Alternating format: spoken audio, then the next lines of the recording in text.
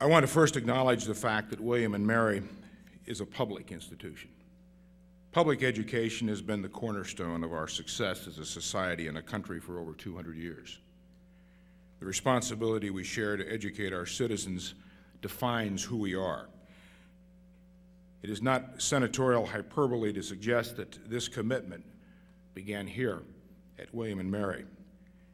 The College of William & Mary has always understood that education is more than books, facts, and figures, but the molding and the shaping of individuals.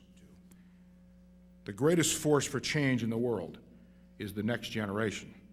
For America and the world to continue to improve and help the human condition, it will require the trust and confidence of the world's next generation. If we fail, our children and grandchildren will inherit a very dangerous world. In today's world, there are limitless opportunities for America to gain the trust and confidence of the world's next generation. The world knows America's power. No nation rivals us in terms of military and economic might. But in the 21st century, it will be the next global generation's trust in America's purpose, not their fear of our power or envy of our economy, that will determine our future. I want to speak in closing for a moment to the students who are with us this morning.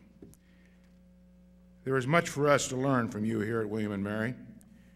You are part of that next generation that represents the greatest force for change in the world. You will face challenges and opportunities beyond what could have ever been imagined by those who chartered this institution more than 300 years ago, and those who settled Jamestown 400 years ago.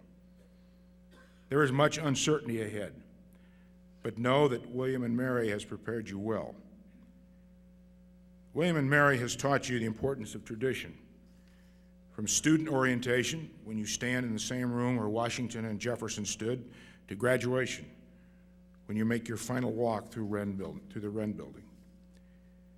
William & Mary has taught you to call back on America's heritage and traditions for guidance, inspiration, and comfort. We can be divided in many ways, but we are, in the end, all Americans.